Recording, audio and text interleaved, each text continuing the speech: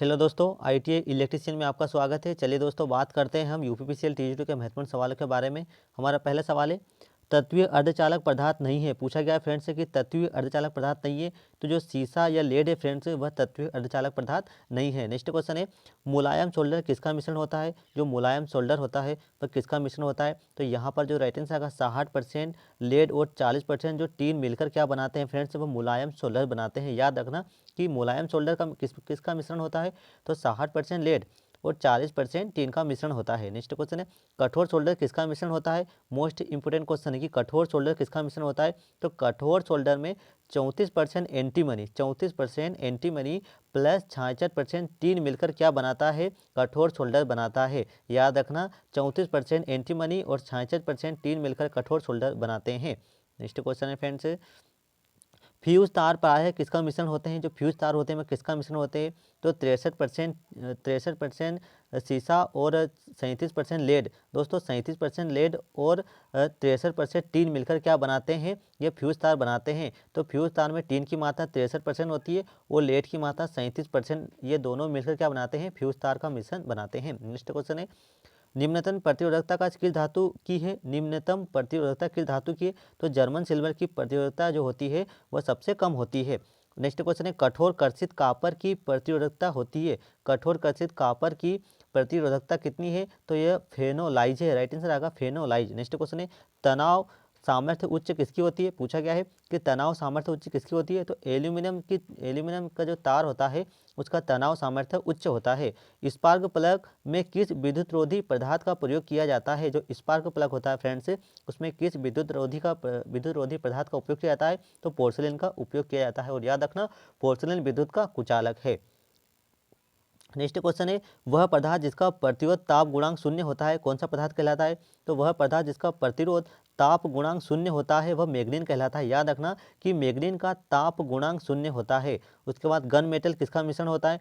तो gun metal में 90% copper, 2% zinc और 8% टीन मिलकर गन मेटल बनाते हैं। नेक्स्ट क्वेश्चन है, तार की डाई प्रायः किसकी बनाई जाती है फ्रेंड्स। जो तार की जो डाई है वह कार्बाइड की बनाई जाती है। राइट आंसर का कार्बाइड। नेक्स्ट क्वेश्चन है, सोल्डर किसका मिश्रण होता है। तो टीन और लेड का जो मिश्रण होता है वह किसका होता है, सोल्डर मिश्रण होता है। नेक्स्ट क्वेश्चन है, स्टैंडर्ड प्रतिरोध तथा उपयंत्र में प्रयोग की गई धातु कौन सी है। तो नाइक्रोम धातु होती है। याद रखना कि स्टैंडर्ड प्रतिरोध और उपयंत्र में जो प्रयोग की गई धातु है वह नाइक्रोम होती है।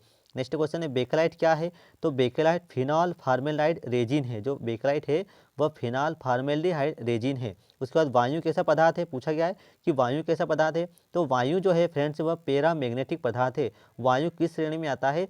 तो वायु पैरामैग्नेटिक पदार्थ में आता है।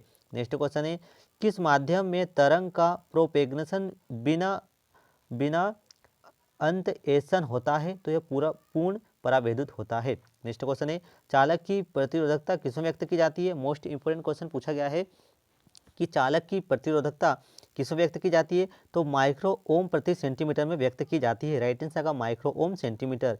नेक्स्ट क्वेश्चन है, एक कापर के वर्ग द्वारा संचालित सुरक्षित धारा हो सकती है। तो यह 10 एम्पियर हो सकती है। उसके बाद जर्मन सिल्वर किसका मिश्रण होता है। तो कापर निकिल और जिंक, कापर निकिल और जिंक मिलकर जर्मन सिल्वर बनाते हैं। नेक्स्ट क्वेश्चन है, नाइक्रोम किन तत्वों का मिश्रण होता है।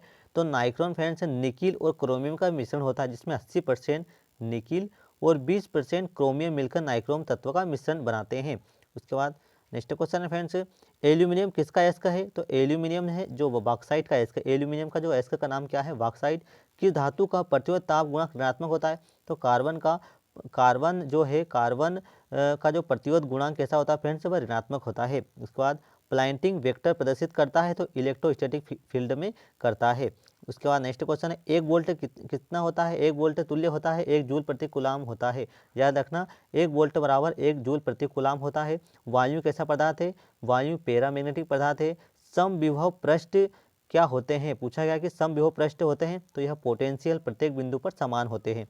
पोर्सिलेन की डाई इलेक्ट्रिक सामर्थ्य कितनी होती है। यह मोस्ट इंपोर्टेंट क्वेश्चन है कि पोर्सिलेन की डाई इलेक्ट्रिक स्ट्रेंथ कितनी होती है। तो 35 किलो वोल्ट प्रति एमएम होती है। याद रखना दोस्तों कि डाई इलेक्ट्रिक स्ट्रेंथ जो पोर्सिलेन की कितनी होती है, 35 किलो वोल्ट प्रति एमएम होती है। नेक्स्ट क्वेश्चन है, किस धातु के चुंबक की चुंबकशीलता अधिक होती है। तो ग्रेन ओरिएंटेड जो धातु है उसकी चुंबकशीलता उच्च होती है। उसके बाद दो धारावाही लूपों के मध्य बल ज्ञात करने के लिए उपयुक्त कौन सा नियम है, तो एम्पियर का नियम आता है। राइट आंसर आएगा एम्पियर का नियम।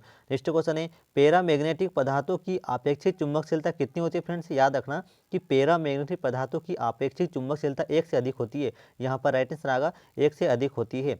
नेक्स्ट क्वेश्चन है इलेक्ट्रोमैग्नेटिक तरंगों का डिफ्रेक्शन का क्या मतलब है, तो उस समय होता है ये इलेक्ट्रोमैग्नेटिक तरंगे उस समय होती है जब तरंग किसी बड़े स्लॉट से गुजरती है। उसके बाद नेक्स्ट क्वेश्चन है वातावरण द्वारा रेडियो तरंग का अवशोषण वातावरण ध्रुव पर निर्भर करता है। जो वातावरण द्वारा रेडियो तरंगों का अवशोषण होता है वो वातावरण के ध्रुवण पर निर्भर करता है। उसके बाद एक कंडक्टिंग स्फीयर के अंदर विद्युत फ्लक्स तथा चुंबकीय क्षेत्र कैसा होता है, तो यह शून्य होता है। यहाँ पर राइट आंसर आएगा शून्य होता है। उसके बाद किसी पदार्थ की मैग्नेटिक पर में एबिलिटी अधिकतम होती है, तो एबोनाइट में होती है।